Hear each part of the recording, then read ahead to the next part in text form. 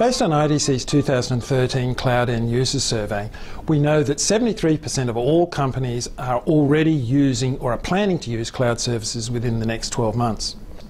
And within this journey to cloud, they have begun a transition to a shared, dynamic, automated, elastic IT environment that is delivered through a mixture of private, public or hybrid cloud services.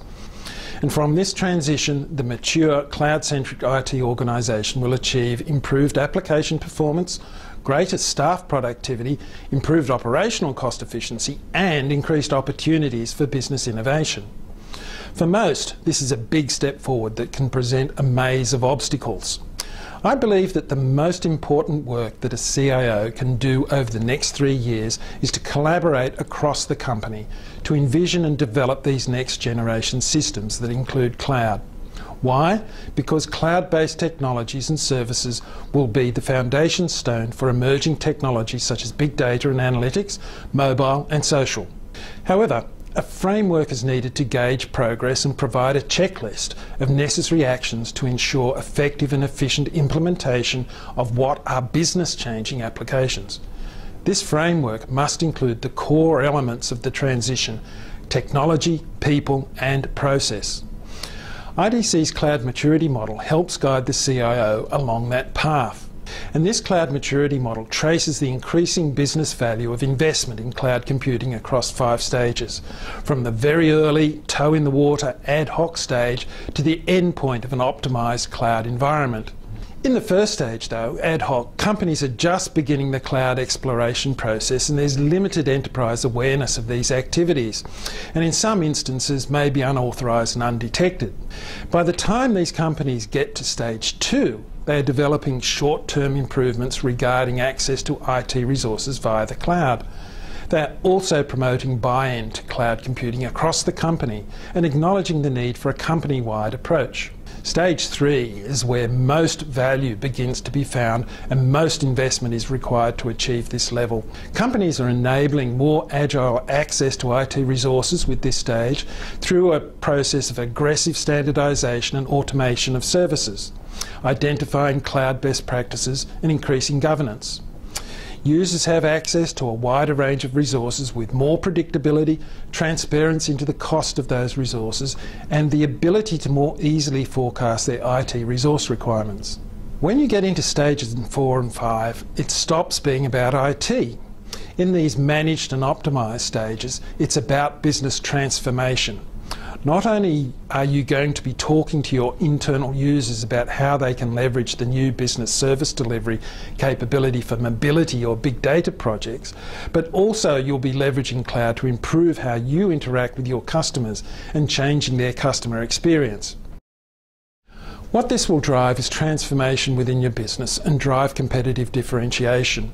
It will also allow you to be more agile and fast reacting to market changes and to roll out numerous applications, not just for some that go across the whole organisation, but even specific applications within specific user groups within the organisation to really aggressively deliver business value to them. When we look at current cloud maturity across the region, we have to remember that Asia Pacific is made up of some very different markets, all at different stages of development and all with different preferences for how they will deploy their cloud platforms. We've found that countries in the Greater China Group have a very strong preference for on-premises infrastructure, while in countries such as Singapore or Australia, there is a much more mixed environment of private, hosted and public cloud. So the way in which cloud maturity is measured in these markets is different. With private cloud, there will be a need to be a strong focus on developing a company's own resources for technology management, both people and process. In the hybrid environment of, say, Singapore or Australia, a different focus is needed to make sure the ability to source and manage external sources from multiple providers is developed. If it's not there, then this strategy is doomed to fail.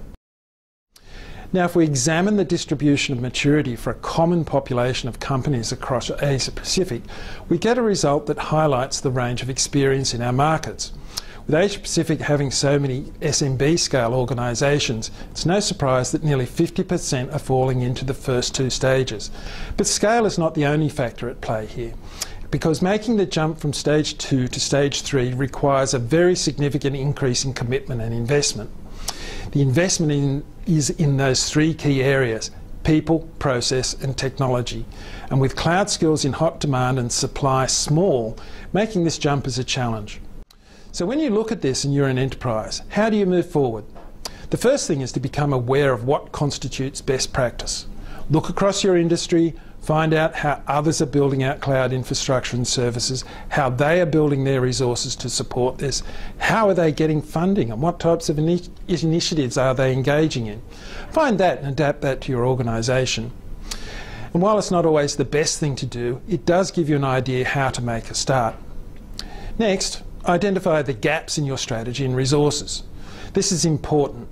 Look at your current state and your desired future state and build up the resources you need to help you get there. You might not be able to do it on your own with internal resources.